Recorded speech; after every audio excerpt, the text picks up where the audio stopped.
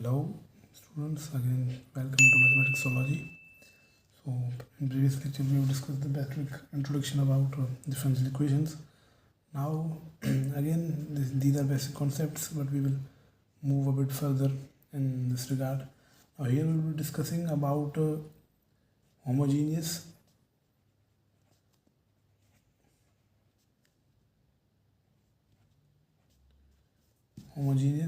and non-homogeneous.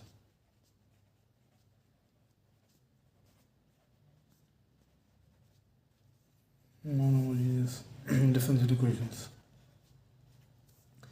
Now this again is a very basic concept. For this अगर हमें for example differential equation दी हुई है, इसके लिए सिंपल कॉन्सेप्ट आप समझ लें कि मतलब इक्वल के राइट हैंड साइड पे अगर कोई टर्म नहीं है, ठीक है, मतलब वो सिर्फ ज़ीरो है, तो उसे हम कहेंगे कि वो क्या है, होमोजीनियस है,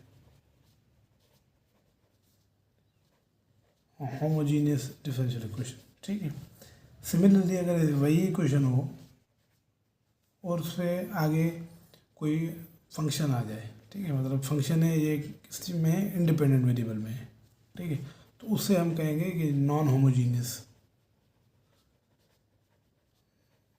डिफरेंशियल इक्वेशन।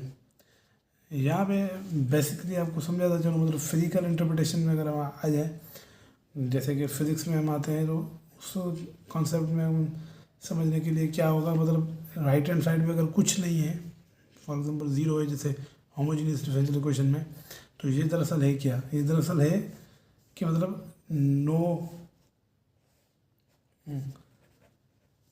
नो फोर्स,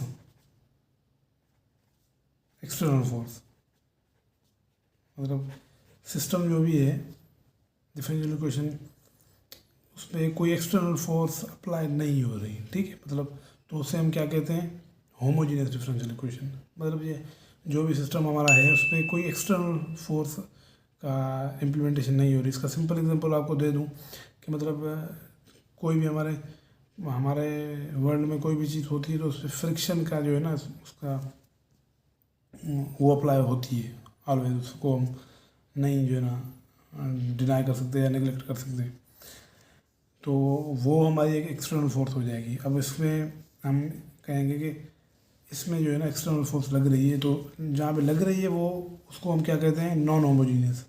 तो मतलब अगर लग रही है तो नॉन होमोजीनियस, और नहीं लग रही तो फिर वो क्या होगी, होमोजीनियस हो जाएगी। और जहाँ पे लग रही है वो कौन सा एग्जांपल है, ये होमोजीनियस है, मतलब इस पर एक्सटर्नल फोर्स कौन सी लग रही है, external force on the system लग रही है जो e⁻x, ठीक है, ये एक फंक्शन है जिसके बदौलत जो है ना इस तरीके कार की क्या लग रही है, एक्सटर्नल फोर्स लग रही है हमारे सिस्टम पे। सो ये था basic concept about homogeneous differential equation और non homogeneous differential equations.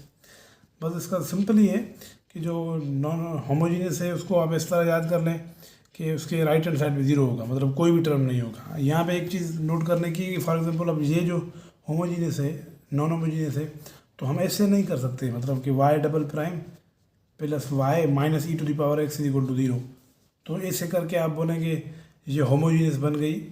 This is not the concept, ठीक है, ये गलत होगा, ऐसे नहीं होता। मतलब जो अपने फर्स्ट अपीयरेंस में इक्वेशन दी गई है उसी को हमने कंसीडर करना है। अगर उसमें ज़ीरो होगा राइट हैंड साइड पे जैसे कि इसमें है, तो हम कहेंगे कि ये होमोजीनियस है।